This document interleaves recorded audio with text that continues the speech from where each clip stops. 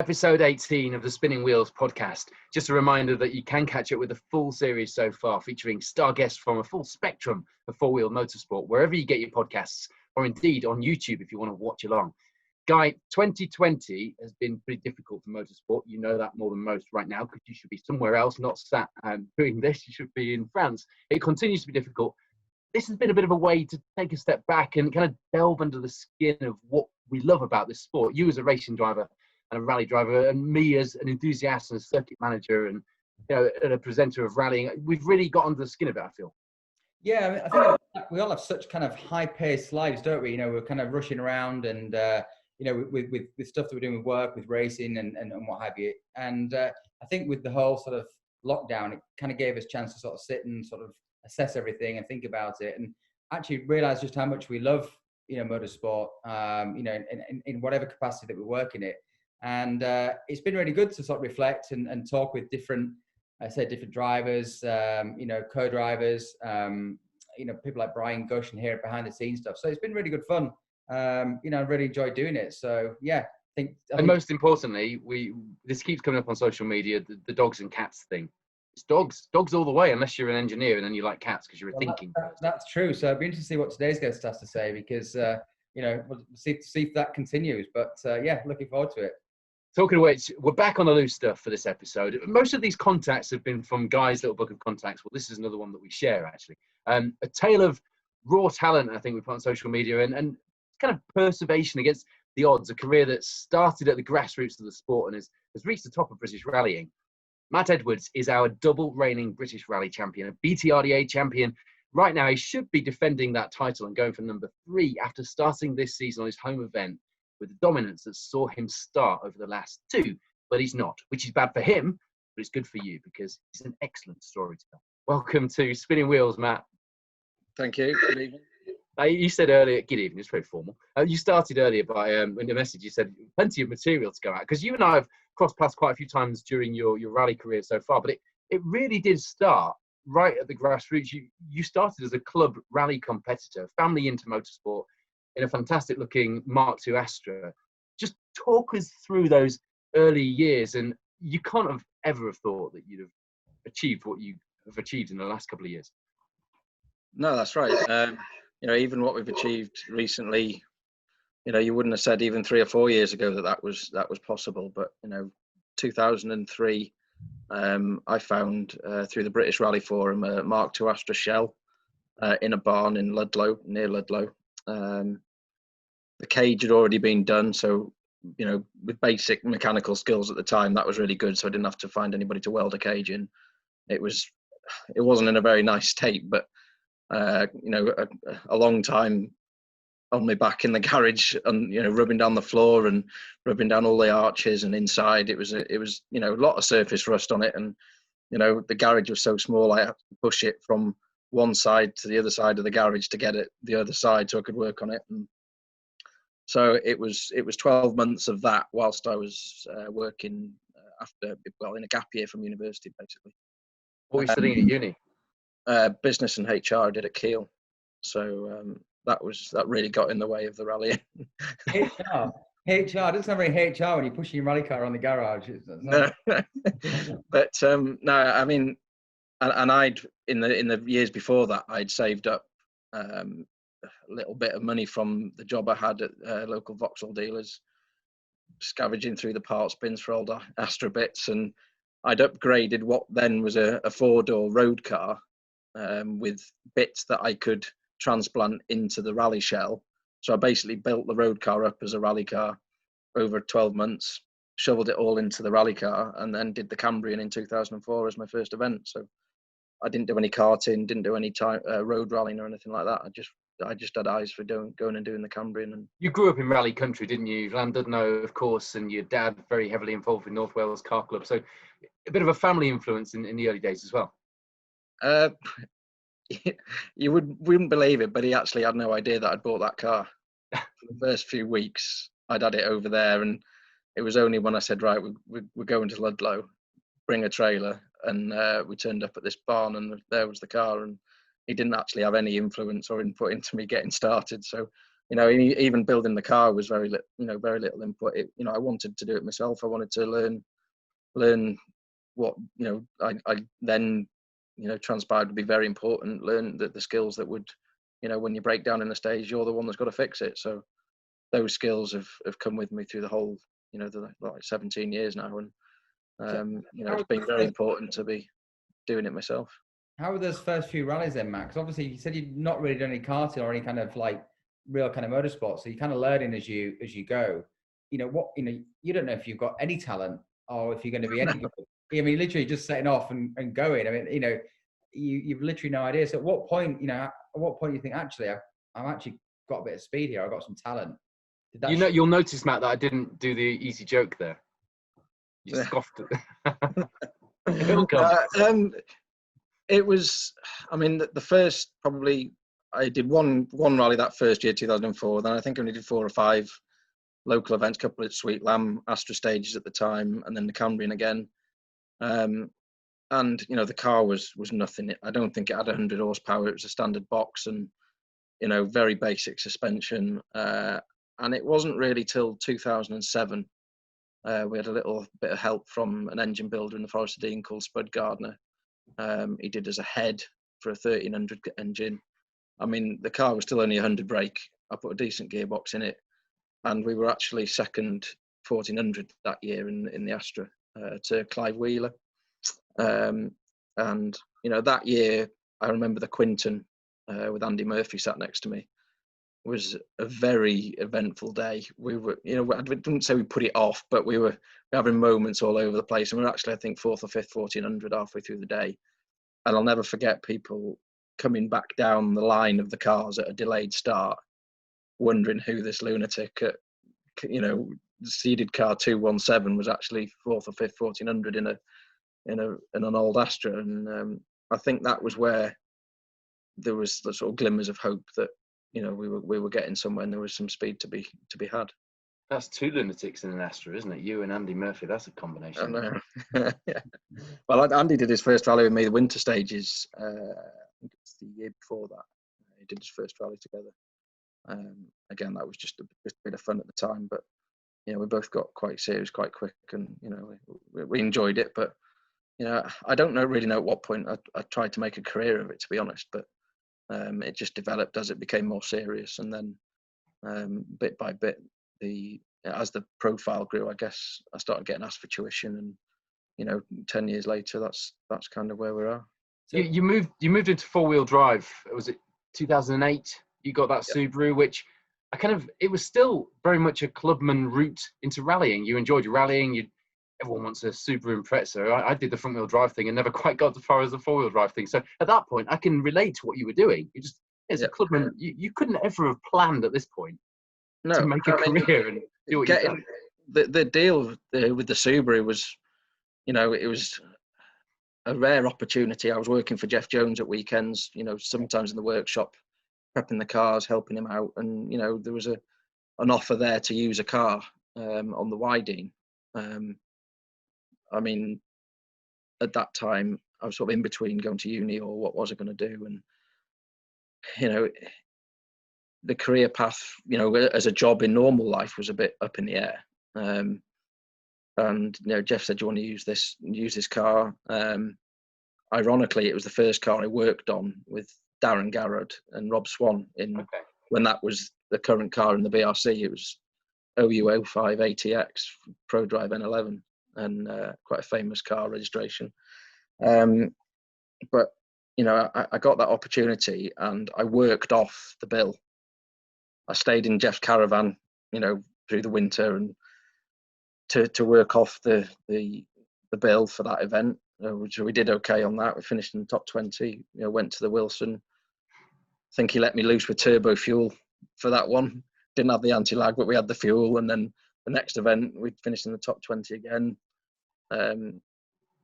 We had the turbo fuel and the anti-lag, and we finished in the top 10. So, you know, that year progressed like that. And, you know, fair play to Jeff. That was, you know, a massive help in giving me a leg up. You know, not a lot of money changed hands, admittedly. You know, I was still at uni, didn't have a lot to give, but his generosity and his support at that point, I did a lot for him, in the workshop, off my own bat, and supported him on his events that he ran his customer cars on, and it worked well for us both. But it was definitely a leg up that got me to culminated in selling a few of the cars, his hire cars that I was driving. So I didn't have one for the Cambrian, and then ended up in the Evo and had third overall on the Cambrian that year, which special stage covered quite well. I can still watch the video of that today.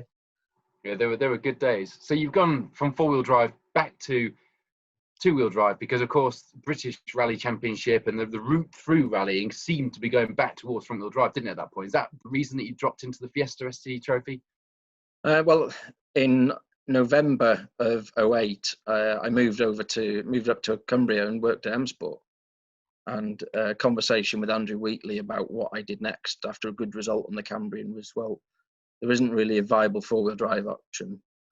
My dad at the time had just taken retirement from the fire service, and with his retirement little pot, we had enough together to build a Fiesta, with the proviso that at the end of the year we sold it, and refunded my dad, and whatever we had left would carry on with. But I basically raided the parts bin at M Sport for what was the last kit that they put together for the Fiesta STs, the last set of seats off the shelf.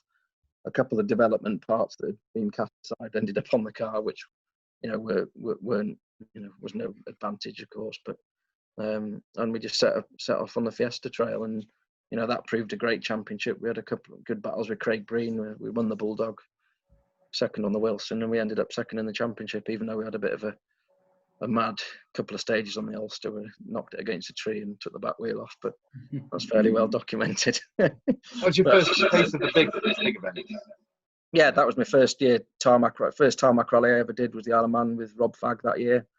We didn't have the recce because we were doing the challenge, so yeah, it was a bit of a controversial year. I think M Sport would agree, with balancing the results from a group of cars that were doing almost a different rally with no recce, with ones that were doing a recce and doing the full international. So amalgamating the results proved a bit tricky when there was cancelled stages and things. I remember the Manx was quite controversial with one long stage being cancelled, and we had cars were they, Matt? Then? So what were the front wheel drive?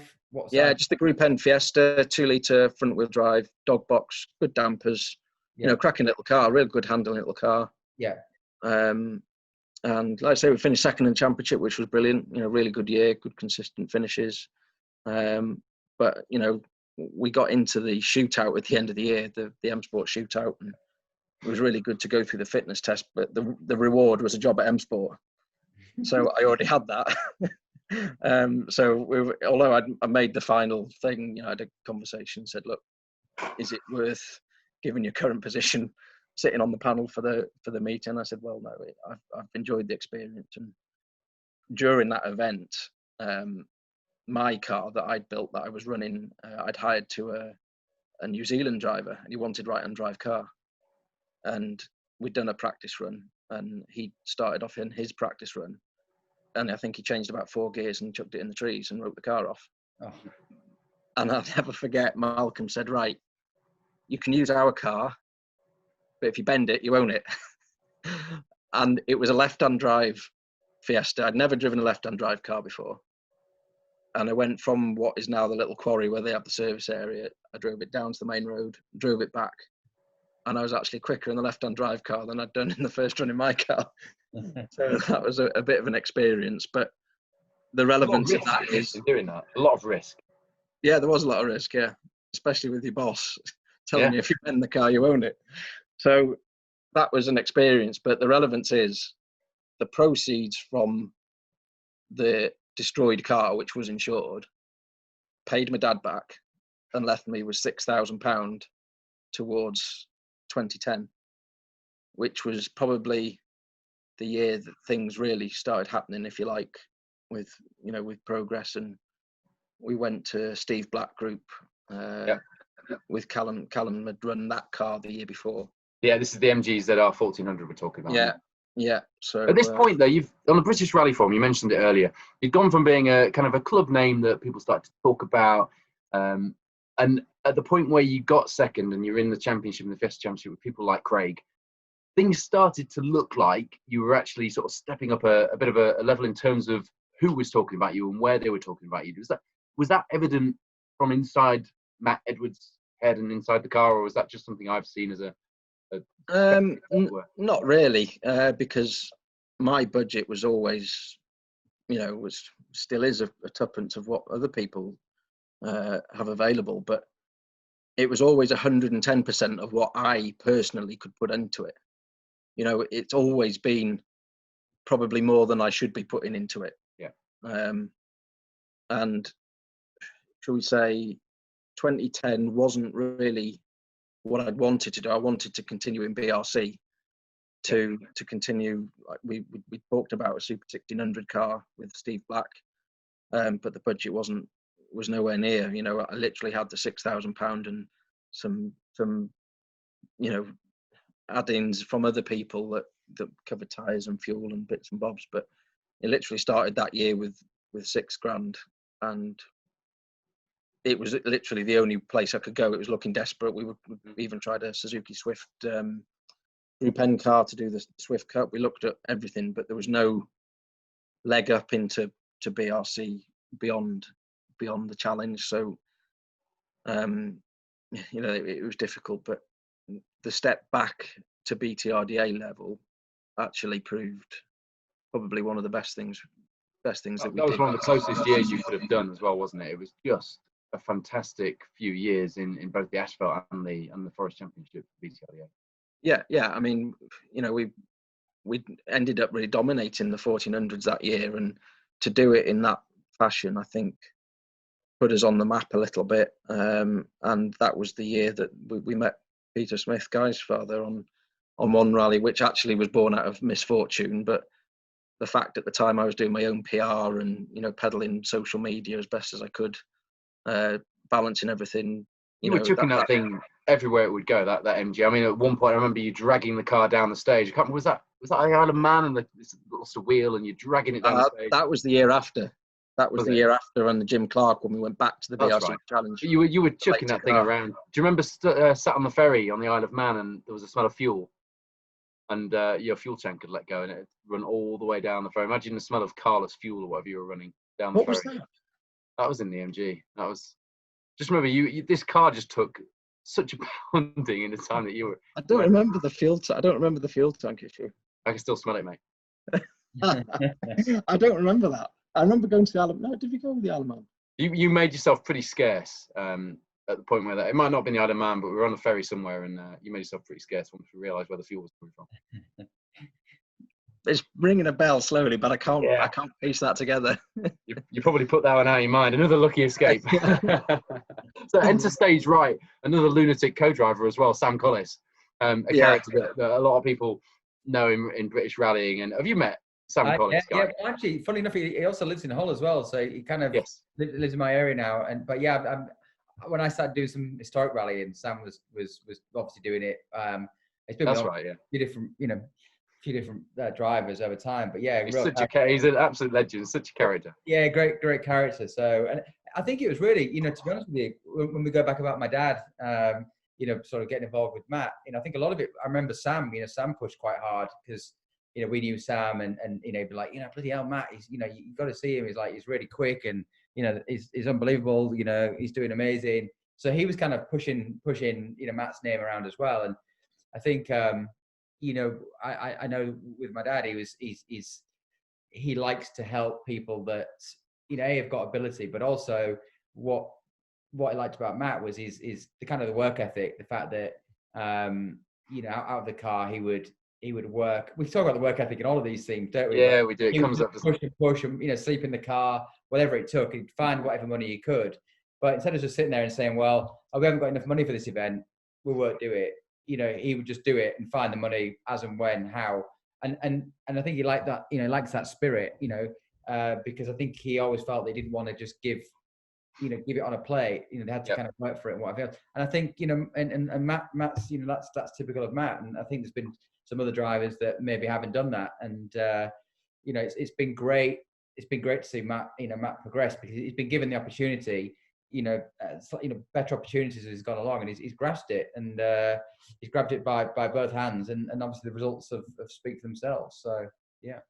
And Matt, at this point, you are pedaling as hard as you can go, and like you say, it looked like a real rut, because you're in this kind of no man's land. It wasn't a natural progression route really anywhere, was it?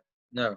I mean, that was what was really difficult, because we lacked probably it, like as we may discuss later on, there is no ladder in UK rallying, and I was at BTRDA level, and the costs to run a 1400 car or a modest spec four-wheel drive car were similar, but then to go to BRC and run top spec Group N or Super 1600, it wasn't just an extra 10 grand, it was an extra 100 grand.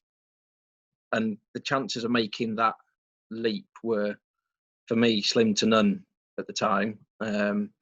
So we tried to do BRC Challenge to win the entries, but we had a nightmare with the sister MG that year. We did 2 bottom arm failures, 3 bottom arm failures in the same place. And we had on Ulster, and I forget, we got to the end of Glen Dunn stage, and I sat on the stop line, and a 10mm nut off the inlet manifold trumpet dropped into the cylinder. And we just had a series of freak things go on like that. So pretty disastrous 2011, although we won the Bulldog and a couple of other events in four-wheel drive cars with Jeff Jones again. Yeah. 2012, we went down the Evo route, back into BTRDA, but a more aggressive go at four-wheel drive, shall we say. Again, limited budget. I was doing the car predominantly myself. I remember that you had different wheels on all 4 corners on one particular service area. I think it's maybe the Widey, and you were changing them all yourself. And the tires were matched, but the wheels were different colours and stuff. Yeah. Well, that's just kind of how it had to be. We were still, Sambo will tell you, we were still sleeping in tents. The budget was going on car and just get into the rally. There was no extravagance at all towards it, and that was a brilliant year. To get that experience in four-wheel drive was huge. I loved the BTRDA events; they were great events to do. It was good competition, and I think we were second overall in the championship that year against there's a lot of World Rally cars in there, and it was a Group N plus car rather than a B13. Really, it didn't have a lot of power, but it was like an IKEA shifter in the gearbox. It was made a unusual H pattern gearbox, a sequential, so it wasn't a sequential gearbox as such, but it did the job. It was reliable. How did you find the four-wheel drive cars after being sort of predominantly with the front-wheel drive stuff? When you went to four-wheel drive, did you find it was a big change, or did you kind of adapt to it pretty easily? It was okay, to be honest. I think front to four is an easier transition than rear to anything really. My driving style is predominantly straight lines anyway. I don't really throw any car around a lot, so where the driven wheels are doesn't really affect my focus in driving a car. So to drive the four-wheel drive car was fairly natural really, and just carrying the speed like you would, and it almost felt slower than the 1400 because you're having to take such chances to stay on the pace. It was good. Did it feel like that next step, if it ever would materialize, was just such a long way away? Because the car was, it wasn't the latest model. It wasn't the fastest thing out there. You were working on it yourself. I say different coloured wheels in each corner. It felt, looking on the outside, until that RAC Mark II drive came along, and you kind of hit a new level of headline with that. It just felt like you'd kind of drop back into someone who'd just be a good clubman. BTRDA rounds. That's all it really looked like was possible. I mean, I banged my head against a brick wall for years trying to find that extra bit of sponsorship that would break into a bigger opportunity, if you like. It was hard enough doing BTRDA, which, I was still enjoying it, don't get me wrong, but there was always that, how on earth do I find this extra money? I can't put any more effort in. I cannot work any harder for it. And, that's where, when long discussion with Peter. At the time, Julian Reynolds, Nick Elliott were making a big row on the historic scene. And that's where that sort of sidestep came in, because we were trying to get some more publicity, some more, not credibility, I don't think is the word, but just a bit more hype going. Yeah, profile, wasn't it? Go where the hype was. And, well, before that, Malcolm had done the RAC against, what's the Irish guy? Cormac Marty. Yeah. There was all that stuff going on, and that that was big. And obviously, like you say, historic rally had gone pretty high profile. And there's a lot of people coming back and doing the RAC, weren't they? Like big name stuff. So, and the pace was good. Pace was pretty. It was hot. Yeah, the pace was high. So we thought, we'd try and sort of burst onto that scene without doing any sort of high profile testing or anything beforehand. And we did a couple of shakedowns at Sweet Lamb and things like that, and then went straight to the event the car at that time had a whole bay in it, Warrior engine.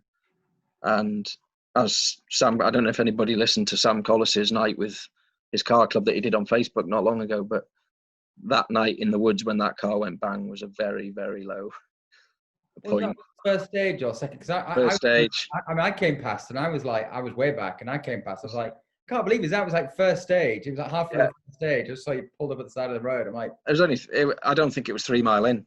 Really? Just literally came out of a junction, first, second, third, sounded a bit rough, and then before he had a chance to turn it off, it just blew a massive hole in the block. And for anyone listening, to put that in perspective, normally a rally is 40 odd competitive miles. It's finished within a day. This is a marathon. What was it then? It was 4 days that year, wasn't it? 4 or 5? 3 or 4 days, yeah. Yeah, 4 days I think it was that year, and it was just a marathon. It is huge mileage. It's tough stages. But you see the toll that it takes on the drivers by the end of that event. It's one of the best events that we have in Britain, full stop. It's probably even better than the original. And to go out in the first stage of that. Yeah, it was just. I definitely had a love-hate relationship with that car, because when it was working, we were fastest. I don't think that was in doubt, because we did. I don't think we got a time on the board until. I get these years a little bit confused in my own mind now. The first year, it took us a while to get a time on the board because we had a rotor arm go on mid-Wales. Red Kite was cancelled because we put a BD in. I did a little video to say, actually, we were ready, but the rally never happened. I put the BD in that, a little workshop, and we did a little donut around because it was ice and snow, so they cancelled it. But and then, so the Red Kite was cancelled. Mid-Wales, we had a rotor arm go halfway through the first stage again. So we've started 3 rallies, and we've not even got stage time on the board yet. And then we did Hampstead, and we finished Hampstead. Learned the car throughout that year, really, and it did the RAC again with a couple of 4-wheel drive outings in the middle, because I still had the Evo. You were hiring that out, weren't you, at this point? No, that one, the hire car was actually after I'd reshelled the Evo into a lightweight one. So I reshelled that into a lightweight shell, and then put the running gear into a standard car. The standard car running gear into that original shell, and created a hire car, basically. It looks really like your focus had really shifted from really pushing anything career-wise and more towards running a business to sustain you then doing the odd event, which you continue to do. But was it 2015 that you did very few? Yeah, very few. Like 4 events, 5 events or something. Yeah, that was the year I had a nasty accident on the Malcolm Wilson rally. So, at that point, the business had, my work was very much motorsport based or motor industry based. And as you say, that was to try and sustain what riding I could do. But I was doing. You were out on most events. Yeah, I was doing a lot of tuition. I was doing something on most events, as you say, and I started doing a bit of co-driving, with Peter, and various single venues with customers, if you like, just helping out. And so I was starting to quite enjoy the co-driving, and it was proving to be quite valuable. Well, people saw value in me co-driving, as a driver and helping out, doing both jobs at once, if you like. And but yeah, 2015 was a tough year with the accident for sure, and knocked a lot of the wind out of the sails with where we were going. But Literally. at the same time, that was where more opportunities started to come through with Peter, with Swift. So how did that all, because I saw it all happen, obviously, and it was a bit of a surprise, but we'd known there were a few sort of occasional things, and it just, that deal came together and just everything seemed to click. How did that all come about? Guy, you must have been quite instrumental in this, were you? So, no, I'm very much kept in the dark of what's going on. With my dad, he does what he wants, and he just does what he wants. So basically, if he's doing it, he's doing it. He doesn't really consult with anybody, which you may know. So, I remember him doing it. It was great. Obviously, as I said before, to get back. He just wanted to help somebody. He was enjoying his rallying. He'd rallied along, a long time ago. He got back into it. Matt had sort of, helped him. He said co-drove for him and stuff. And I think he just thought, he's a nice kid. He works hard. He's a great talent, but he's sort of got to this sort of, this sort of fork in the road where he's got another shot at trying to get there, or he just ends up being a clubman driver running a prep business. And I think he just thought, well, I can help him. There's an opportunity. Let's go for it. Maybe it was a bit of a gamble, but it certainly paid off. So, You drove quite a few different cars in that year as well, Matt. 2016 was the year of drivetrains for you, wasn't it? Just about every drivetrain you possibly could have driven that year. Yeah, well, it was a funny one because late 2015, I was just getting over the accident, and there was a phone call to say, look, DMAC are putting a 2-car R5 team together for British Championship of 2016. Elvin is going to be one. No, Max Fattenham was going to be one, and DMAC were going to do like a shootout for the second seat. And at that time, I'd spent 6 months doing very little because of my injuries, and I was just trying to get fit again. And they said, right, there's going to be a fitness test, a media test, and a driving event like there was in the Fiesta shootout. And Pete says, look, we'll get you in it, but we'll try and make some sort of account for the fact that you've been injured for 6 months. And I said, no, if I'm going to be in it, I'm going to do it, and I'm going to win on merit. So that's when, anybody that knows me from school will know I was a shocking runner. But I started running. I did 1 mile, 2 mile, 3 mile, 4 mile. And in 6 months, I'd got on the bike, doing big mileage on the bike and running. And I'd got, the fittest I'd probably been, in my whole life, really. I even got you running in bin bags later on. Didn't I? Say that again? I even got you running in bin bags later on. You did, yeah. That was not that long ago either. Running in bin bags? But yeah. The best way to lose weight, you put a bin bag, you make a hole in the top. It's like Rocky style. You put it on and then you put your shirt over the top. Of course, it just sticks to you, so you just sweat like crazy. So if you do that every time you train, you just get rid of like excess fluid, and eventually your weight drops. I remember, I made trousers out of it as well. If you're watching this, you'll know I'm shaking my head and looking bewildered. I took my bin bag into my socks, and all the sweat ran down into my shoes. So you didn't tell me what to do with that bit, and it was quite. What about your tackle? You need to get some talc on it, because I tell you what, you don't want sweaty balls, do you? But no, it actually comes from a friend of mine that I trained with at the gym. He started doing it, and we sort of set this challenge about trying to lose some weight and what have you. So he was, every time he was training, was coming in with these bin bags. I mean, what are they for? I said, oh, yeah, you do it and you sweat. And gradually, you gradually start to because you work harder as well, so you gradually start to lose weight. And so I told Matt about it. You work harder? So what, you've got a bin bag on, it's like, right, now let's have it? Well, no, because your body's having to work harder because it's getting too hot. Right. You sweat more, and it just has to, you burn more calories. And it's not very nice. But then obviously got Matt doing it, because Matt's like, yeah, I want to lose some weight. I want to get ready for the season. So I said, try the bin bags. So he kept sending me these messages of him like sweating, like, So you should try it, Paul. Yeah, might do that. Next time you got that cold out. Next time you got a bike ride, get that COVID out. Cold out. God, I've just bought a 71 Clan Crusader. My wife thinks I'm eccentric enough. I can't go out wearing a bin bag. You had to get the Crusader on my podcast, didn't you? I did. I got it on podcast. So, year of the bin bag. And, year of the bin bag. So this shootout anyway never happens. But I've got fit, and Peter says, right, well, we're going to have to go Group N then if we're not going to be in an R5. Why didn't it happen? Why didn't the shootout happen? No idea. It just never happened. And Elvin ended up with the second car, so it was Elvin and Batman in two-car DMAC team. But DMAC supported us with tyres for the Evo for 2016, and so we built. There wasn't a Group N car that we could be absolutely guaranteed was straight enough to go to an FIA basically sanctioned event and be all scrutineered up and everything. So we built one in very short space of time. I just seem to remember there still is a really difficult neighbour at the workshop whose window overlooks sort of like the entrance to my workshop, and I remember cutting out like cardboard and covering the skylights so that the lights could be on inside, but they wouldn't show that I was there because he would complain to the council if I was there after 6:30. So I used to put spotlights up, blank out all the lights in the building with these cardboard cutouts so I could work all night on the car. And I got the car built in about 5-6 weeks. A little bit of help here and there from people, but and we went and did the Bulldog, and I think we were 4th, 5th overall after the first night of that. And I believe it was after that event that Peter originally went to the board at Swift and said, right, how do we get this R5 show on the road?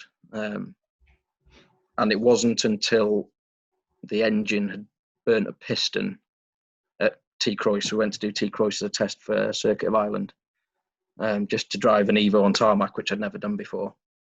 And I was peering down the bores of this car. Head had come off, block had gone away, and I'm looking down this empty block head in the engine bay, thinking, I've just built this car, I've pulled it all to bits, it's got to be on the ferry next week to go to Circuit of Ireland. When is this going to provide some sort of reward for, what seems like endless blood, sweat and tears? And I remember the phone was resting on the block in the engine bay. Pete was on speaker, and he said, I just said, when's it all going to be worth it? I've just had enough of this. How long do I keep doing this for? And he just said, don't worry, it'll be worth it. And I said, yeah, I know, we've said this before. And he said, don't worry, there's an R5 coming through Swift with your name on it. And that was I can remember the feeling that came over me when he said that now. And it was just like absolutely mental. And he said, if you go and finish the Group N job off before Ulster, we can do Ulster and the Manx in the R5 at the end of this year. And that's what we went and did. But that was like, I couldn't tell anybody either. That was the deal. I couldn't tell a soul apart from the person that was stood next to me when the phone call was on. But that was a cousin of mine, Reese. He was there just checking that I'd put the timing back right on this engine. But yeah, that was a massive moment. And so how was it? You got behind the wheel of the R5 then. So the first time you get to drive it, where was it and how was it? Well, we actually, with that going on in the background, we did Carlisle stages in the M Sport test car. So my first taste was just a run up and down Kirkbride airfield in one. Did a bit of a seat fit in and all the rest of it. And to be honest, because I'd driven that many different cars, even to that point, okay, not really power or, the R5, as most people know, isn't the most powerful car, but it's the braking and the handling and dynamics. To be honest, I just let rip. Just went up and down this runway flat out and got a feel for the dynamics of the car, the braking, the turning. And John Millington was sat with me. He, it was a massive influence in that event, getting me through that. And it was a mega experience. And then we went to Pete's little place outside Penrith and had a little go on the gravel the day before the rally. And yeah, it was a mega experience. Yeah, good. You're in an R5. It just must have felt like everything you'd done now looked like it was taking a bit of shape thanks to the support from Swift and from Peter. Yeah, that's right. And because of various things that I'd done along the way, so I'd always had sort of like a left-hand drive road car knocking around, since that incident in M Sport where I hadn't driven one. It's like, well, what if somebody chucked me the keys to a left-hand drive rally car? I want to be ready to do it. I don't want to say, I don't want to use, I mean, no disrespect to Phil Morrow, but I always remember watching a BRC review where he mentioned several times that the car was left-hand drive. He was used to right-hand drive. And I thought, I just don't want to be using that as a, not an excuse, but I didn't want it to be a reason for me not to perform. Yeah. So I always had a left-hand drive car about, and you know, I'd done quite a bit to make sure I was ready, like the fitness and things like that. And you know, I've always done my homework on the notes and DVD. And, you know, I just felt, it felt comfortable straight away in the car to drive. And you know, we set 3 or 4 fastest stage times on the Carlisle stages, and we're leading going into the last couple of stages, but a couple of electrical problems prevented us winning that first rally. But at the time, I still knew that there was Ulster and Manx potentially on the cards with an R5, but that certainly wasn't public knowledge at that time. So you talked about getting the show on the road, and actually, I don't think it was until the beginning of next year at the Autosport show, but the Swift rally team and you guys really did get the show on the road. It was kind of like that scene in Rocky where all of a sudden all the promo stuff arrives, and all the cardboard cutouts of Matt Edwards were at the Autosport. I've even on my wall here. I've got to show you. You know, I've got one. Yeah, Matt. I did show you it, but yeah, my dad managed to find one of those from the Autosport. Yeah, all of a sudden the merchandise arrived, and it was a big show, wasn't it? I've got 2. Have you? You got? Oh, you've got to get really nerdy here now, aren't you? Oh, look, guys, he's got the Swift caravan as well to go with it. That's cool. Yeah. My kids have actually made one each, so that's yeah. So the that's merchandise arrived. Yeah, cardboard cutouts of Matt Edwards at the Autosport show, getting into a caravan. But the partnership was real, wasn't it? It wasn't just a logo on the side, a bit of support. It was really two-way. You were helping to flog caravans and promote that brand. I'm even on a launch for the Kentucky Dynamique motorhome. We did a 3-day video shoot. Did it roll off the tongue better back then? And despite that, we have sold some despite that, Matt, as well. So. Well, not because of me being in it, but despite me being in it. But it was. You don't see a lot of that, do you? You really don't. It was a surreal thing. All of a sudden, it's like you are it, and it's, you know, there wasn't another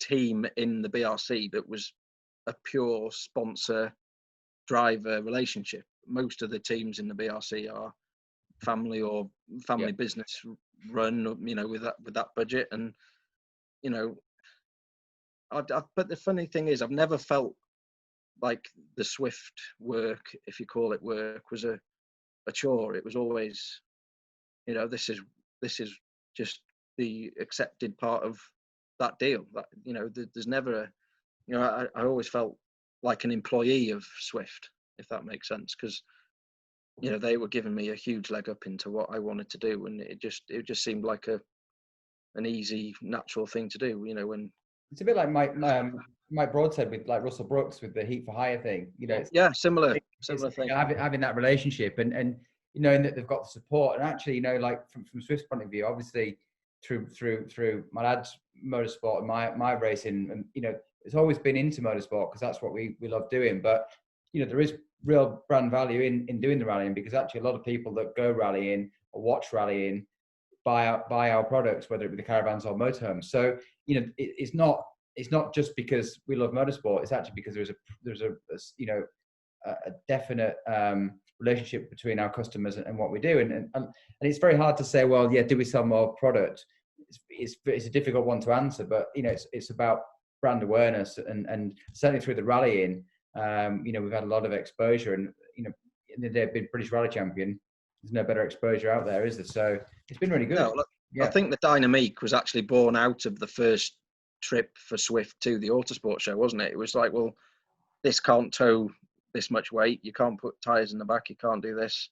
Yeah. And then I think your dad and the marketing team actually went and said, well, let's build one that we can do that with, and that went there the following year. It was fantastic. There saying, well, what do we do? Well, we need to do a debrief. We need to, you know, we need to get 4 or 5 people around a table. We need to, you know, we need some storage. We need this, we need that. So you actually basically put a list together of what you kind of ideally what you want, and then you try and design the product around that. So it's definitely motorsport inspired, whether it be rallying or circuit racing, because there's a lot of time hanging around and waiting around and stuff, and generally everybody tends to collect to the motorhome. Everyone tends to looking at videos or onboards or whatever else, and that's where everybody goes to. So absolutely, it was kind of brought out of motorsport, and it's been really really successful. So how soon into this year, Matt, obviously you're doing selected events in the R5, and you're racking the results, so you're impressing a few people, most importantly the person with his company's name down the side of the car. But how soon into that year, or how far into that year, did you know or have a pretty good feeling that 2017 would be big and you'd get the full backing? 2017 was a funny year, because first time with Darren Garrod on Border Counties, it's like, well, this is the first time I've got somebody in the car that's got more experience than me. So that was a massive help to have him there, because we had a bit of a dodgy event with tyres. that was the Hancooks, remember? Yeah. So we were on Hancooks that year. They'd done a deal with Hancooks, which is they want to do like a sort of a development program, which is great, and it's great that they wanted to partner up. But obviously the tyres weren't they? It was a whole new kind of. I wasn't even going to mention the name.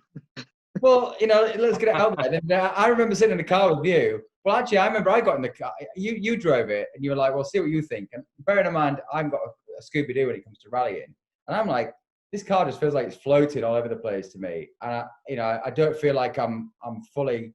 And you were like, "Well, I'm glad you said that, because I felt the same." And I'm thinking, well, I haven't got a clue, but it was definitely they were definitely on gravel. Not the greatest, but having said that, on tarmac, outstanding. They were brilliant. Yeah. And I think that the reason for doing the partnership was actually they probably knew that and wanted to develop it. And I think they did develop them. And then when it came to the tarmac at the end of the year, you killed it. Yeah, we were second in Ypres, second on the Nicky Grist 100, which was gravel and tarmac rally, and we had a good run on the Manx. And it's just like the benefit of having Darren was that certainly on the Border Counties when I was worried about the tyres, that was my first proper event on gravel in the R5. And I'm like, well, am I on the wrong side of the road? Am I putting the car in the wrong place? Or is this thing just trying to swap ends everywhere? Mm-hmm. And he just said, right, no, it's not you. Your lines are fine. Your notes are fine. Let's just put a completely different tyre on. And then all of a sudden we were third fastest, and it was all fine. And but that year was great. We had a couple of good stage times in Ypres. First fastest stage time in the BRC was stage 5 in Ypres 2017. Silly fact that I seem to remember. And but by the end we were actually in contention for the championship, which was absolutely bonkers. Yeah. And at that point, you're kind of getting your confidence, because then you kind of really proving it to my dad and to Swift, but also to yourself that actually I'm in an R5 car and I'm actually beating guys that have been doing this, R5 a lot longer than you have. So at that point, you must be starting to gain confidence as well. I think what was happening was I was putting some really good stage times in, and then like the difference between my fast stage time and my not as good stage time was still quite big.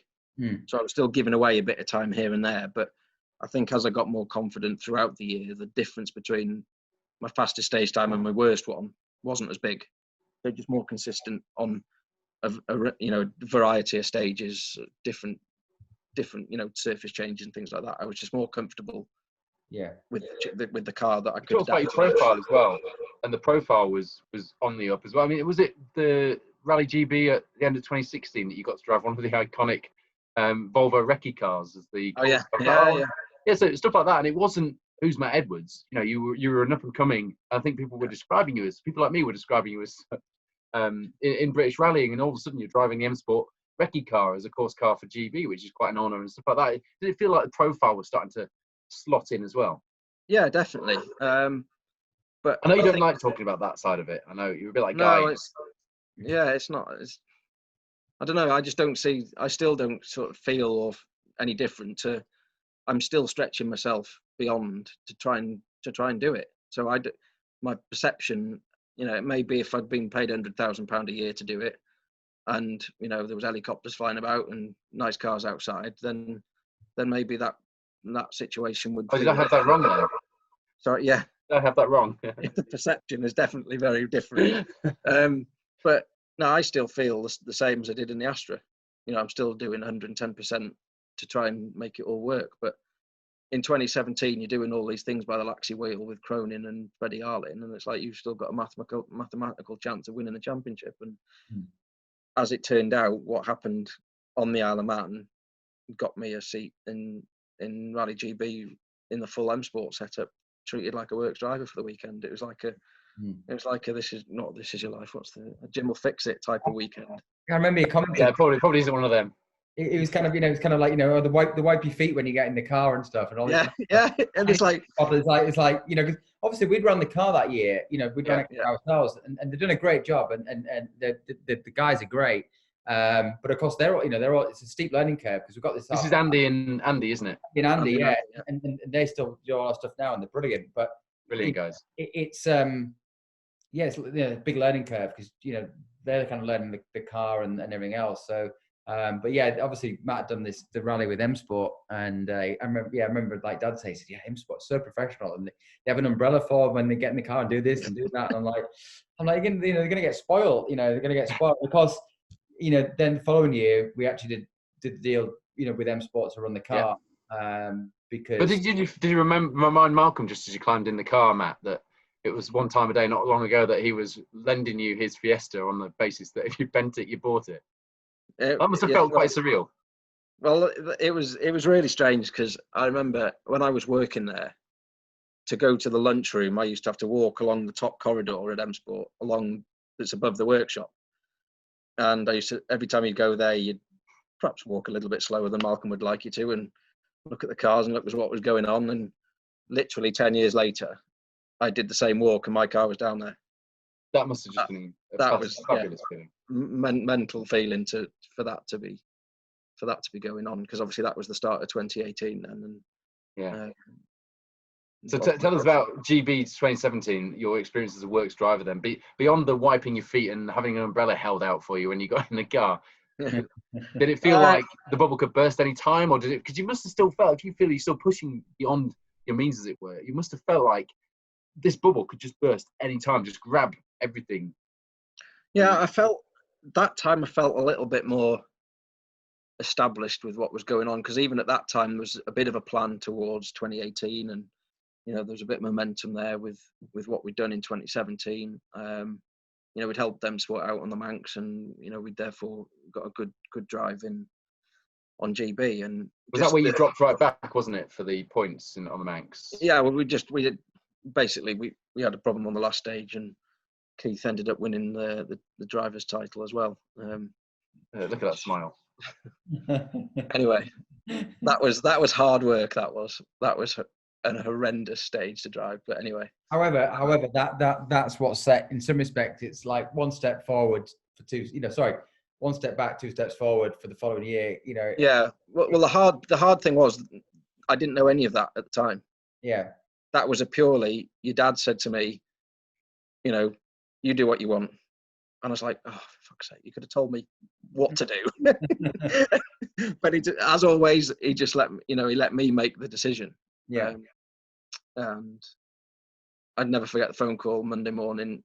Hi, this is Malcolm Wilson. I said, yeah, right. Who is it really? And they said, it's Malcolm Wilson. I was like, oh, shit. But anyway, the GB run was fantastic, just the experience of a works team, how much they do for the drivers just to create that sort of comfort zone around them, and all they're there to do then is drive the car.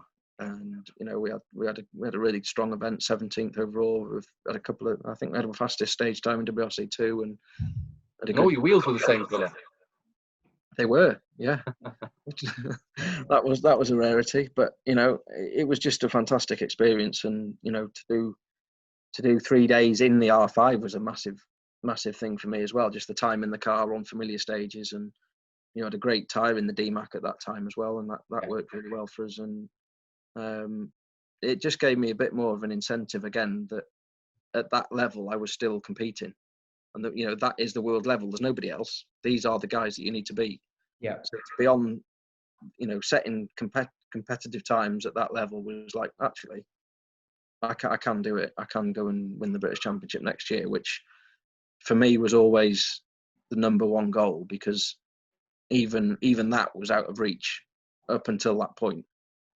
So, to set goals above BRC, even now, seems a bit unrealistic. But that's not to say my ambition isn't to go and do it, but the means to go and do it are sort of difficult to find, because we'll get to that, because there is a question from somebody on Twitter actually about how a two-time British champion is not automatically a WRC driver. So we'll get to that one. It probably comes back to your comment earlier about the route through British motorsport as well, and although you've managed to make your way there, it's not easy. But anyway, back to 2018. This is the year, because and this is a special year for my special stage side of things as well with the Rally TV, because you were doing BTRDA and BRC back to back. So you've got the Swift car that you were doing using previously in the BTRDA being run by the two Andys. Yeah. You've got the M Sport car for BRC, and you're running those two campaigns back to back, which it looked like you'd bitten off quite a lot to chew, to be fair, at the start of 2018, and all the press releases and all the PR machine that was behind you, and all those models that all the kids were making. Who got the cardboard cutout Matt Edwards, by the way? Have you still got that? No, I haven't got it. I got one of the banners at the end of 2018 when we'd won, but I haven't got any cutouts. You got it. I bet you got it. Yeah. No, you're staying there. No, I mean it was still the year. It was definitely the year I needed, because even at that time, previously we'd done no testing at all. We'd just gone to the BRC events, no test, just done the shakedown, and off you go. And every time I turned up to the car in the service area after we'd done a recce, it was brand new, clean again after the previous event, and it still looked like a spaceship when I got in it. It still felt like alien to me, because up until that point, every car I'd driven, I'd stuck it on the trailer, taken it home, washed it, cleaned it, re-prepped it, and you kind of build a level of, well, you sort of build a relationship with the car, if you like. You understand it, you know its little quirks, you know everything about it. Yeah. But with this car, I didn't know anything about it. I didn't know anything mechanically how it worked. No, nothing. I hadn't even seen underneath it, and it's like, that was a really strange and difficult thing for me to understand, and to drive a car that I had no understanding of. Just throw it through that rut, or throw it in the ditch there and drive over everything you want. It'll take it, type of thing. And that, that to me was a really alien concept. Sorry? Doesn't always take it. No. Anyway. So 2018 was the year that I really I was in the car enough to understand it more and be comfortable with it every time I got in it. And, the first stage of every rally, I could just, pick the right tyre and just go for it. And the two cars different? No.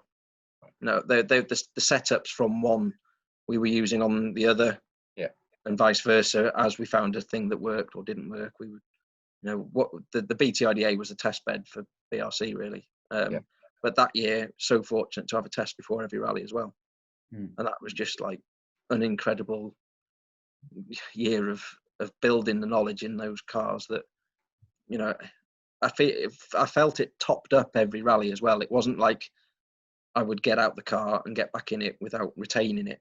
And I think that's stayed with me now. It's that year has just built layer upon layer of information, knowledge and experience that makes it a lot easier to jump back in that sort of car now, on demand, if you like. And of course, I know you say that the BTRDA. Sorry, so that was the first year that Yuasa joined as well, wasn't it? As a partner, that was their sort of introduction to rallying, which they've done a little bit with previously, but that's obviously starts a relationship with the guys there, which obviously goes on to develop. But it must have been good to have their support as well, in addition to the stuff with Swift. Yeah, and Pirelli was a big help as well. We had a Pirelli tyre engineer there every time, and that information, that everything then became a science. It was very detailed, very professional. That's kind of how you do it. It's not even a case of you know, it looks flashy. You know, there is a tangible benefit on the clock to what was going on that year. And there must be some pressure, because obviously at that point, from M Sport's point of view, you know, selling R5 cars is their business. And in terms of the BRC, you know, as they've done the year before, they really had to win it in order to, you know, sort of sell cars. So now it's on your shoulders to do that. You're the guy. It's not Cronin now. It's you. You know, the pressure's on you. How does that feel? You know, having that, because you know, before you're probably doing it for yourself, and the pressure's like, how am I going to get to the next event? But now you know you're going to do the event. It's like, well, how, you know, now I've got to perform and I've got to win. So it's a different pressure, isn't it? Yeah, it's different. But I don't think I ever felt it in that way, because there was such pressure to get to events before. Yeah. Now that there was a guarantee, not a guarantee, I couldn't obviously go and bin the car every rally, but now there was more. There was a future. Yeah. It was like, well, there's no the stresses that I normally had, I didn't have, and all I needed to worry about was drive the car. Yeah. There were so many things that I was fortunate to benefit from that year, you know, such as the tyre engineer and, you know, hotels every night. That was a big one. Yeah. You know, just things like that. It actually made it so much easier to do it, rather than the pressure to do it from a pressure of a. And the other big thing from your point of view, which you know I'm aware of, I don't know if many other people are, is the amount of preparation you put into the events, in terms of with the notes and the videos. I mean, you know, I know you do a lot of stuff now, like you do like online coaching and stuff, you know, and it's about that preparation. You know, I think in circuit racing, there's a certain amount of preparation. We use simulators because we've got access to those, and things like YouTube now and onboards and stuff. So we've got all of the kind of things, and we use all those tools. But I know in rallying, you know, with all the different stages and stuff, experience is key. But again, you know, no matter how experienced you are, you still got to go and do your homework and understand the stages, and you know, like you do piecing videos together to make up stages, and you know, there's a lot of work involved, and it's very easy to sort of like take a shortcut and not really spend the time on the notes, not spend the time on the videos. But obviously, you pay for it on the event, and preparation is something that you've really kind of, you know, taken it very, very seriously, haven't you? Yeah, I mean, that year again, 2018, because I didn't have the car to prepare, or 2017 as well. Yeah, I could concentrate more on the fitness, the preparation, and it's what you would deem putting pressure on driving for a team and expecting results. It actually took more pressure off me than it put on, if that made sense. Time to focus on the rally and think about what you're doing. Yeah. Because the easiest part of the rally for me used to be just driving when I got to the rally and got in the car. Yeah. The rest of it before and after was hell. Yeah. You know, so getting in the car was the easy bit. Now it was the absolute focus, and you know, just that 2018 year was fantastic. You made history that year. We talked about it at the BTRDA Awards, and you'd expect me to bring you back to the BTRDA, but that championship had so much to do with you and your history and the way you'd come through the sport. And was it the Woodpecker where you knew you'd won the BTRDA? I'm sure it was, and your dad was there. Was it the Woodpecker where you sealed the title? I think it was, and it's great. I'll share it on our I'll share it on our Twitter and Instagram. There's a picture of you and your dad, which Wayne Goldring in Special Stage took. It was in the video actually, and your face, you've just got this gritty, determined, I've done it, and I'm about to do it again with the BRC, which was to come. And your dad just looks ecstatic, and it's a brilliant photo, but your face says it all. That's not somebody who is overcome with relief or thinks that's it now, I've done it. That's just, there's still so much determination in that face, and you've just sealed, you know, one of the biggest titles in British rallying. Yeah, I mean, it's the championship that I associate to, you know, with, you know, hugely. You know, my dad organising one of the rallies, and he used to go all the way around the country, like late 80s, early 90s, with him around all the events. So that championship was really, really important to me, and that's the first year I'd had a real chance to win it. And it was such a, because we actually came back to the finish of the Woodpecker without a rear quarter, because we had a puncture on the last stage, and there were so many things resting on us winning that championship on the Woodpecker, because Matt Smith was due to run the car on the track rod the week after. Yeah, I was supposed to be in the 131 Fiat, and there was something else going on as well. Oh yeah, Charlie Payne was hoping I wouldn't do it so that he could win the track rod. But that didn't work out either. But we started that last stage, and going down to the first corner, I could feel a vibration on the left rear. It turned in, and we ended up in the bushes. And it's like, we've got a puncture. We've only done half a mile down a straight with nothing. You know, there was literally nothing there. And then in an instant, 4 or 5 scenarios of me parking up at the side of the road to change a puncture, losing the rally. Then Matt doesn't get his drive. I don't drive the 131. Charlie perhaps wins the track rod. Whatever happened. And I just thought, no, I've got to get this car to the finish and win the rally. And I remember coming up to the spectator point in Radnor, the flailing rubber actually hit the door latch and opened my door as well. I got the door open and shut with this flailing rubber around, and we came back and the car, the rear quarter was gone. But I just thought, well, Pete, if I'd have stopped, Pete would have said, "What you stopped for? You need to win the rally." So we won the rally and we tied it all up. And you drove back to Ludlow, which is where you went to pick up that Mark II Astra with your dad. Exactly. At the very beginning of this story, which is quite poetic, isn't it? Yeah, and it's where we won the 1400s in 2010 as well. Yeah. So then it was just the BRC all focused on that. Yeah, and that was Rally GB 2018 double header. There's a bit of poetry about that one as well, because I actually see the title for that, the BRC, on probably my favourite stage in the country, closest to the house, the end of Pemachno, which once again tried to bite me but didn't quite succeed that time. And it's a famous stage, one that features in your rally, the Cambrian, that your dad organises, of course. Yeah, that's it. Yeah. So again, to clinch the title there.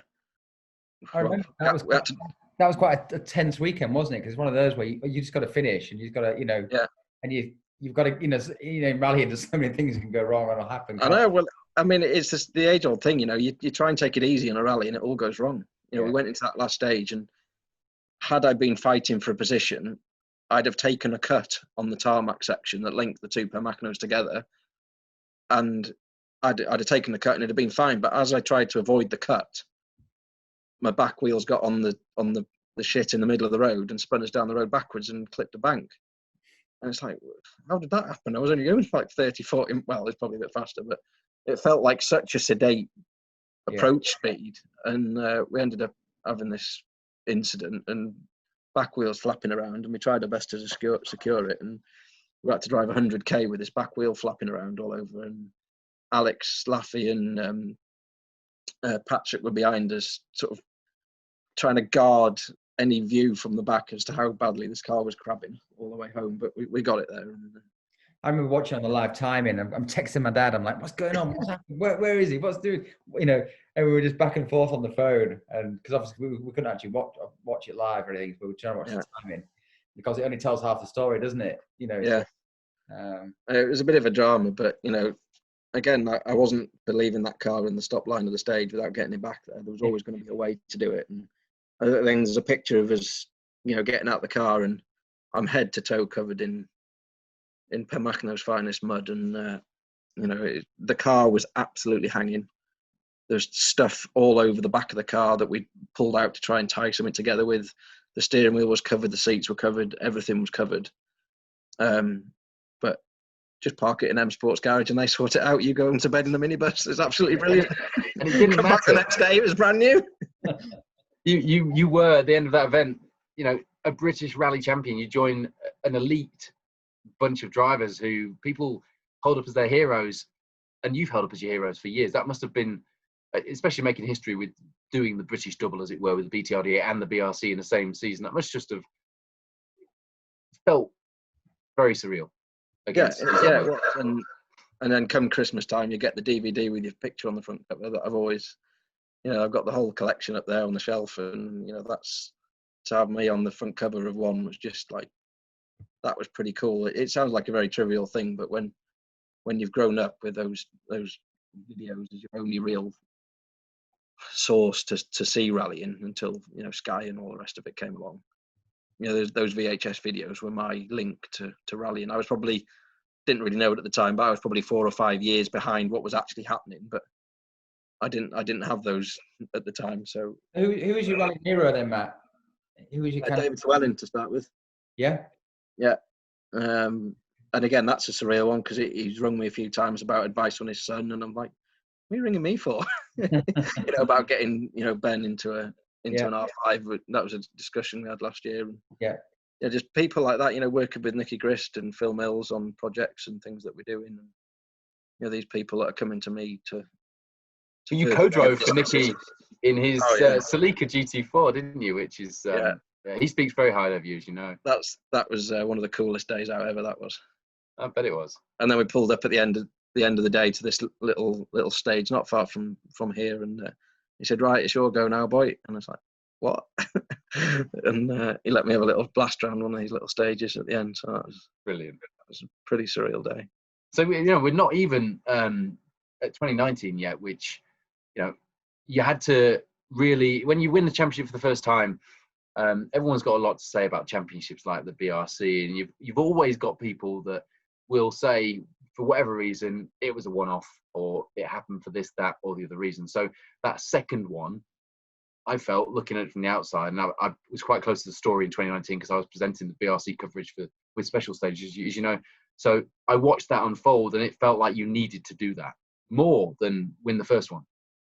Yeah, I mean, the first one was a shortened championship, and people would say what they wanted to say about the fact that Keith didn't finish it, and it didn't really.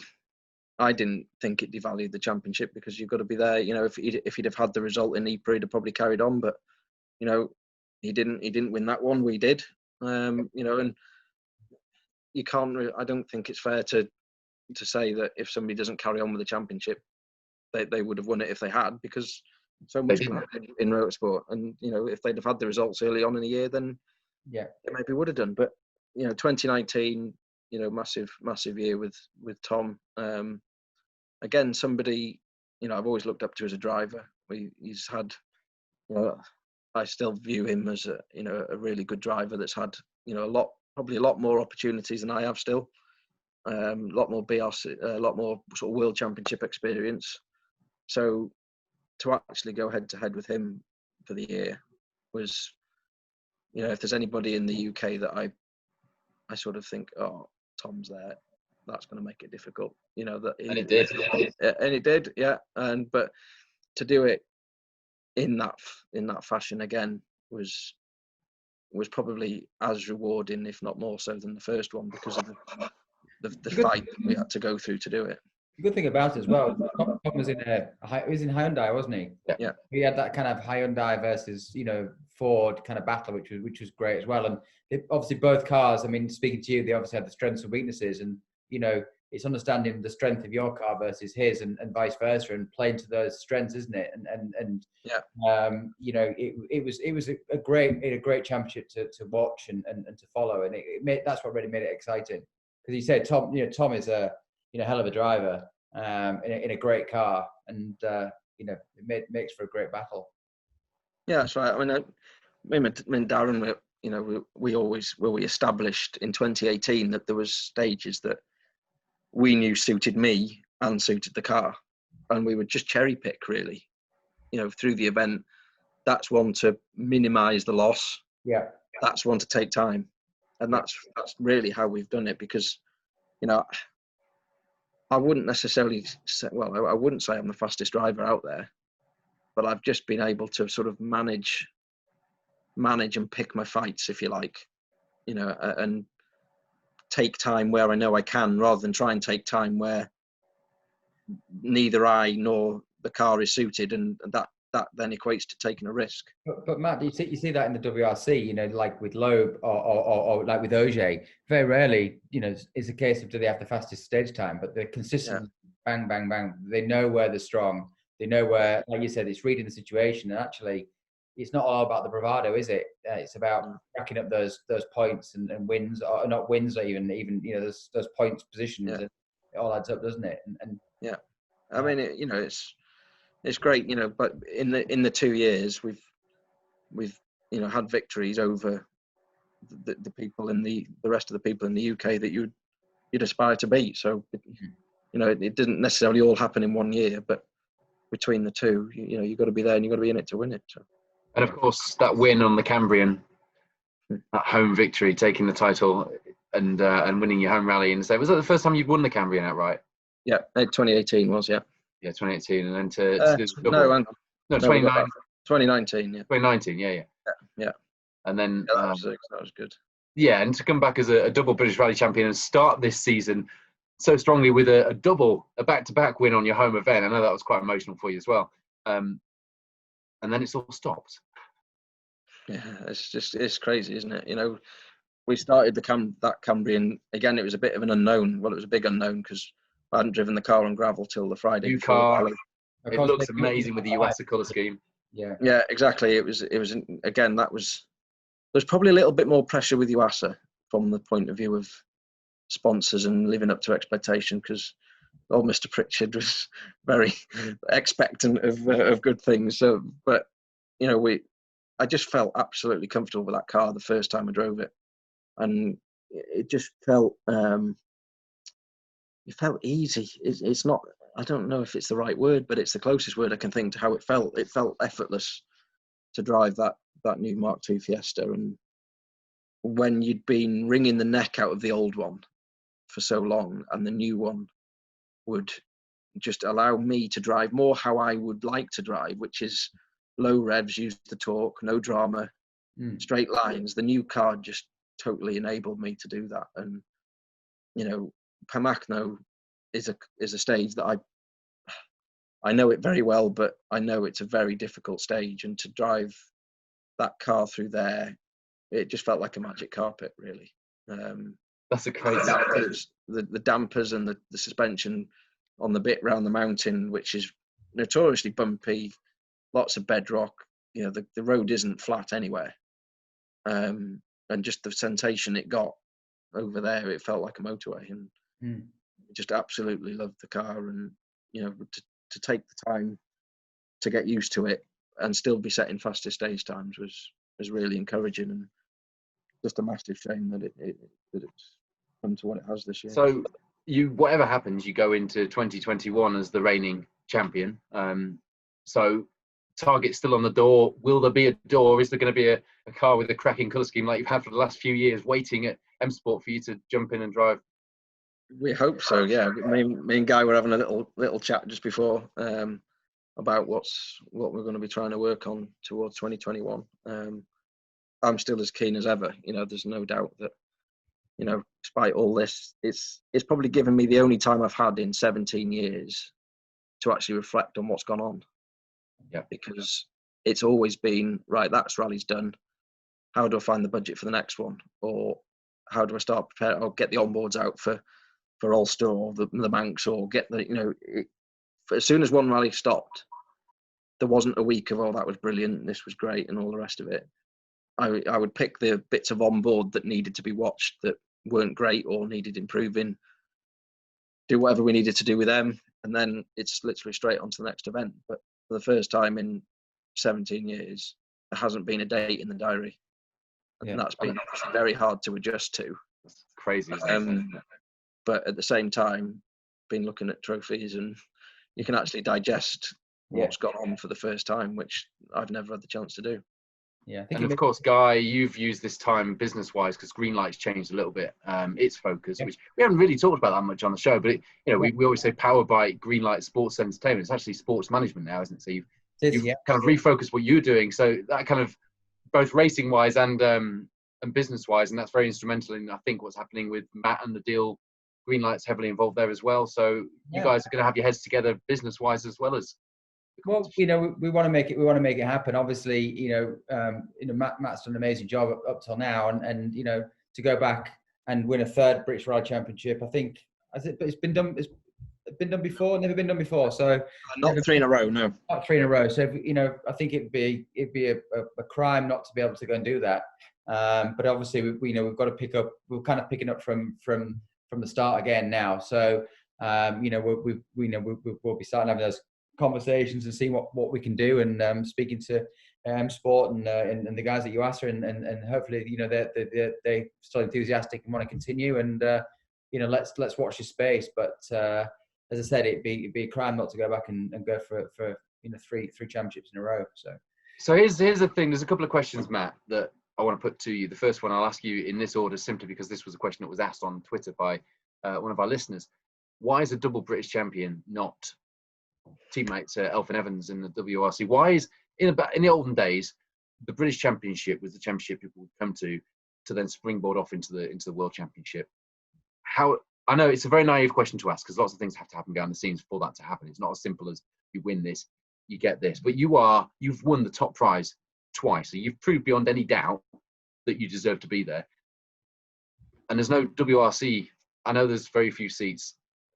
Is that route not there? Should we be doing more? Should Motorsport UK be doing more? Why does that route not exist? And why are we not talking about you naturally progressing because you've won those championships twice? I think the difficult thing for me to accept when I won both titles was, in the British Championship for both those years, there was a prize that gave progression to the winner in every category bar the top category. So I won it twice and there was no door unlocked. And I understand that the doors become a lot more expensive as the class goes up.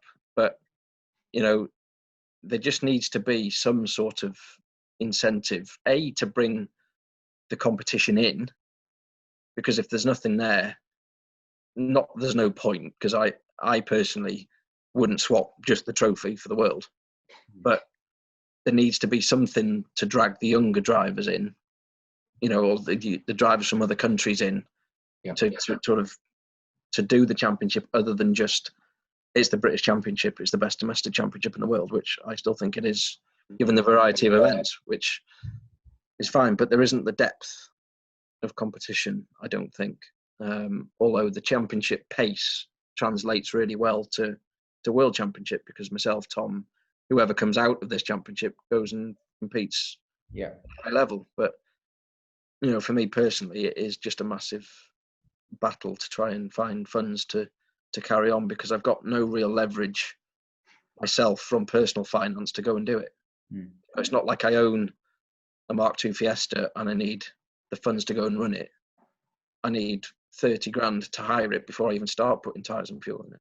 But you're at elite sport level, so there's an argument to say at that level, you should you shouldn't have to, that suggests an air of entitlement, but at that level, people necessarily listening to this, or fans watching from home, wouldn't expect necessarily for you to have to pick up that tab. And again, that's to really, I'm packaging it so simply here. That's the thing, isn't it, really? Because not so long ago, the top drivers in the BRC were being paid good money for doing what we're doing now. So it is difficult to accept. From the OEM's point of view as well, people like Ford or Hyundai, they had more budget available, whether it be, budget for the manufacturer, or they had, more sponsorship available. So they could pick and choose and promote drivers, because they had money around. Whereas now the budgets are so tight. Yeah. Just to keep running, a lot of it, you see in Formula One, there's a lot of pay drivers in Formula One because these teams need to keep going. Before, when you had all the manufacturers involved and even alcohol and tobacco back in the day, they had huge budgets and they could run numerous cars and they could put whoever they want in the car. And I think it's just that funnel that pyramid just becomes smaller and smaller and smaller. The opportunities become, less and less and less. And the costs go up and up and up. And I think when you do the British Rally Championship, it's pretty expensive. I think once you start going to European events, there's a lot more travel, so the costs go up again. And then to go to if that's to do the sort of similar cars in Europe, and then you go to WRC, it goes up, massively, doesn't it?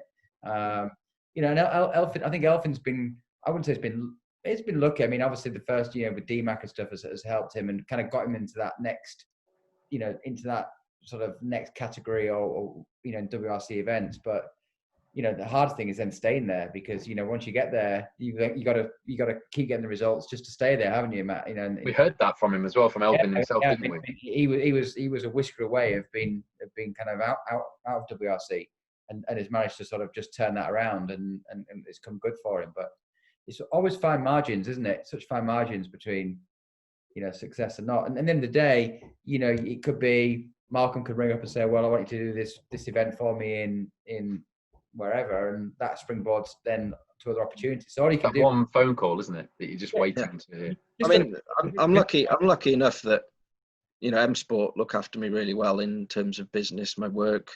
You know, I go all over the world teaching people how to drive R5 Fiestas and, you know, other R5 cars as well. But, you know, there's a real good relationship there. But, you know, the difficulty is getting from the work into the car to drive it on an event, because there's such a high cost. And, you know, my ambition is still there to do it, but the mechanism to do it, you know, but then you look around at, you know, Portugal, Spain, France, all the domestic championships have an incentivized structure that, like, if you win the Peugeot Cup, you get a year in an R5 car.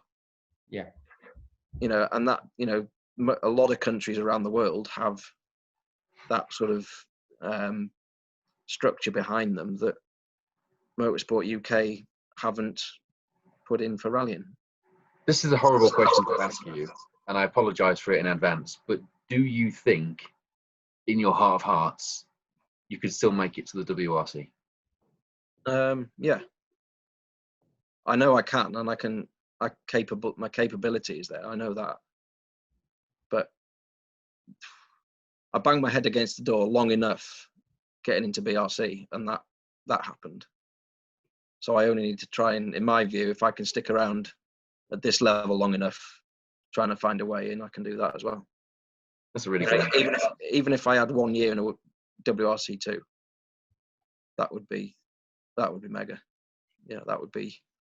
Yeah. I wouldn't say I'd be totally content, because I'd love to go in a world car, even just to do GB or something, just to put it there to see how you get on. But so drop it back a notch then. You mentioned it earlier, and I know it's something you feel quite strongly about, as a lot of us do actually.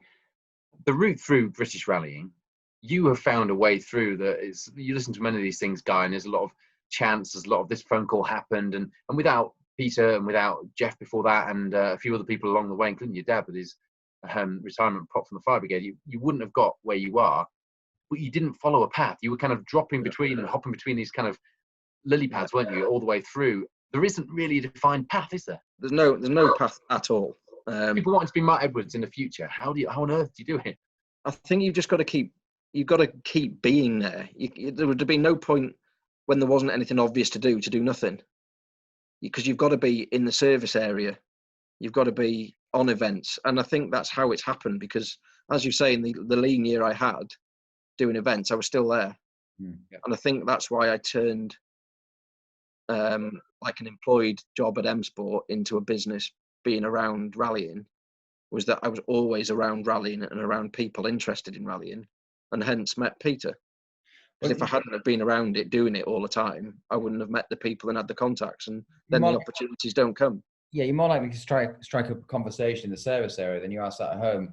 Yeah, you know, not in there. So out of sight, out of mind. And you know, I say that to a lot of my racing driver kids and stuff. I said it's all about being present and being getting your name out there, because don't just assume that people are going to pick up the phone and ring you up, because they won't. But if you're out there, you're speaking to people, the chances of actually getting an opportunity are far greater. So you've got to be proactive. Yeah. If you're not proactive, I'm sure there's a lot of rally drivers that are sort of listening to this and thinking, well, if I just maybe been because there's been a million times where you've thought about giving up and saying, well, this is it's never going to happen. I'm never going to get an opportunity. And you go to bed and think, I'm going to give up. And then you wake up next morning and say, well, no, sod that. I'm going to do this, this, and this. And is that tenacity that keep going? Because it's funny you say that, because I've never thought I'm going to give up. That's actually never crossed my mind. Really? It's always been, how do I get to the next bit? I mean, even when the car breaks down or there's a problem in the car, I've never found myself swearing and kicking things. Yeah. It's always, how the hell do I get this car to the end of the stage? Yeah.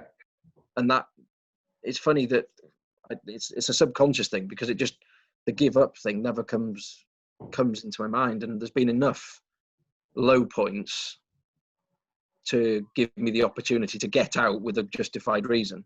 Yeah, yeah. I've run out of money, or this happened, or that happened, or whatever. There's been plenty of those chances to get out. But a lot of people thought, well, I haven't got that extra 500 quid for the weekend, so I won't do the rally. Whereas you'd probably say, well, I'll do it, and I'll somehow find it.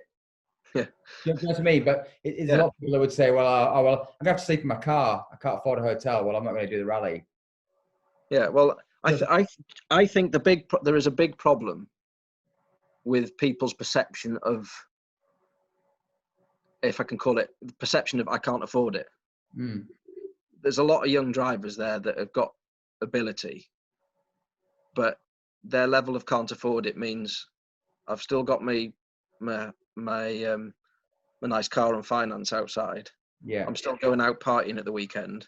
I'm Yeah. still going on holiday. Yes. I can't afford to do that rally. Yeah. My level of it was, I can't afford to do the rally if I'm sleeping in a tent. I've got 4 part-worn tyres or whatever. Do you know what I mean? Yeah. There was everything. I was all in. Everything that I could give was in the pot.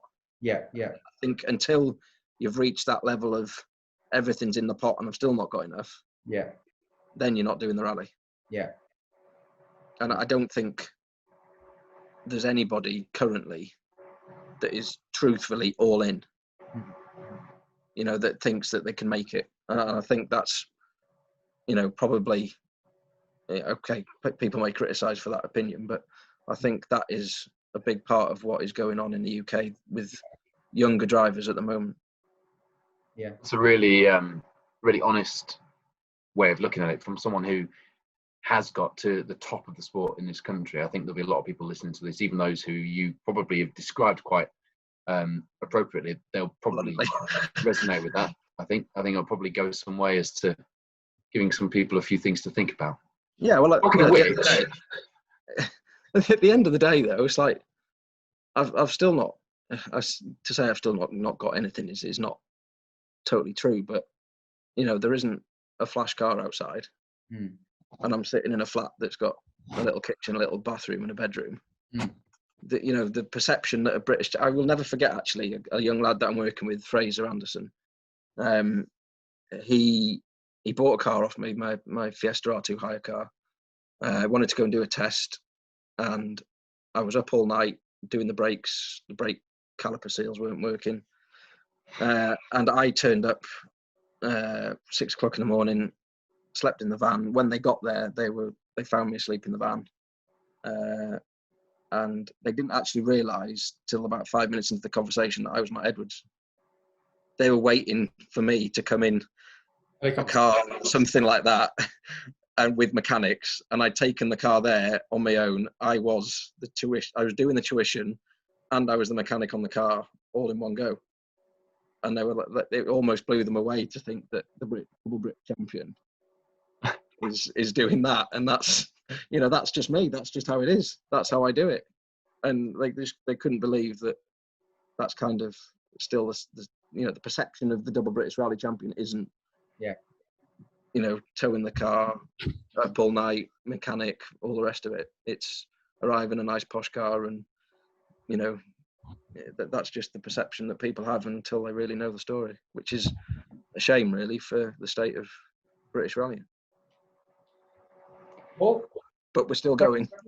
But we still have the most important question of all to come to, which is which involves small furry animals. But before that, Guy has a few more quick fire questions to fling at you. So none of this thoughtful Matt Edwards. I'm going to give an answer that I think that Malcolm Wilson might want to hear if I'm getting interviewed by WRC TV. Just fling us the first thing back that comes to your mind. Yeah. Okay, go. I'll do my best. I'll do my best to sort of tweak these, Paul. So actually, before we go any further, I've wanted to ask this a few times, and I haven't, even when the camera's been off. What are those trophies behind you, Guy, with the racing cars in, like Formula One cars? Oh, actually, these ones, I've inherited these. They are from the Autosport Awards. So they're basically like table. They got table centres. Sorry, but actually, they actually came from my dad. They're a recent acquisition because he was moving house and they were in his garage gathering dust. And he said, "Did I want them?" I stare at those Guy, in the table there, and have you got any trophies behind you for being able to turn left as well as right? I have actually, but not gravel ones. Yeah, I'm all right on the tarmac ones, but not gravel.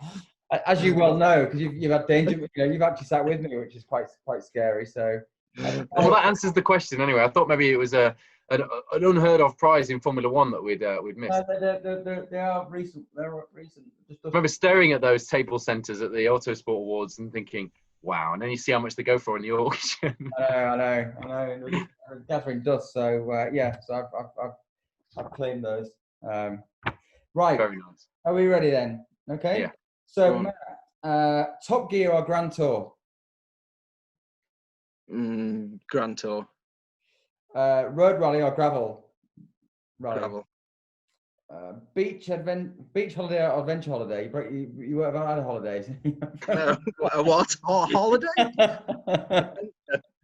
Definitely. This is the big question, Matt. Dogs or cats?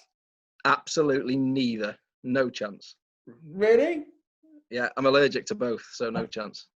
That's the first. Paul's like... I'm allergic to both as well, but I have a preference, Matt. Well, the preference is they're not in my house. That's fine. Well, you see someone walking down the street, right? They're walking a dog. They're walking. They wouldn't walk a cat, would they? You'd think that was pretty weird, anyway. Although there is somebody in your town. There's a bloke in your town that walks a monkey in a pushchair. What about? Oh yeah. What about? Do you remember Top Cat? Who? Top Cat or Snoopy? They're like cartoon animals. A cartoon dog and a cartoon cat. That way. Oh, no idea. No. Can we just the guy with the monkey, Matt? I don't know. I don't know the story there, to be honest. There is a man in your town in Llandudno. Yeah, well, Llandudno. I'm not quite in Llandudno, but yeah, I don't know. He's in a different outfit all the time as well. I don't. He wears like Napoleonic kind of costumes and carries a monkey around in a pushchair with a ghetto blaster. Yeah. So anyway, that went places. Dog or cat, Matt? Just pick one. Dog. Yeah. Right. I feel like we dragged that out of him, but that was a pressure moment. That was. It was. Wow. That was our 2019. That was our bin bag year. That was right there. That was. Okay. Oversteer or understeer? Ooh. Understeer, because I think it's faster. I would have had you down as understeer, actually. Yeah. So that's. Yeah. WRC or Group B?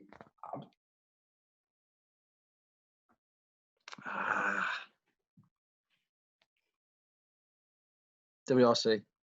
Now, I'm going to add one in. Go on. Mackinnon or McRae? McRae. Good. I thought you were going to say that. Okay. Now, we didn't get a question from David. In fact, when we started the podcast today, I actually forgot to chase him up. He said he was going to send me one. And actually, my bad, because I didn't chase him up on it. So Paul's got one. I came up with what is the most embarrassing thing you've ever worn? I mean, I thought you were asking me that before the podcast. I thought, why is Guy asking me what's the most embarrassing thing I've ever worn? It was my question. I nearly answered you. I've got an answer. Have you? Wedding dress on my stag do. Have you got a picture, Matt? You got to send us a picture. I don't think I have one. We promised to make a really big deal of you and a big build up on our social media if you send us a picture of the wedding dress. So yeah. we can, and if not, Paul's really good on Photoshop, so we can put you in one anyway. Yeah, I was going to say you better send me it because what I'll do will be invariably worse. I really did think that you were asking me that though earlier. I dressed up as a Spice Girl, so don't feel too bad about it. Were you quite impressed that I refrained from actually posting that? I was. It was also a lat image, and if you share them, you get in trouble. So. Okay. What was the Abbey one again? You can ask him about that one. Yeah, we always default. I think we really should default to Jason Placer's question, but it's going to get us in trouble one day. But Abby Eaton asked, would you rather fight 10 duck-sized horses or 1 horse-sized duck? You like the Grand Tour, you should get this. 1 horse-sized duck, I reckon. Why? It's important. Don't know. If you're going to run and if you're going to run and hide, you've only got one to hide from. There you go. Good answer. On that bombshell, no, that's Top Gear. How did you prefer the Grand Tour? So we've gone from grassroots motorsport. We've charted what I think is a career that we'll be talking about for quite some time in British rallying, to the very top flight, and we do genuinely hope.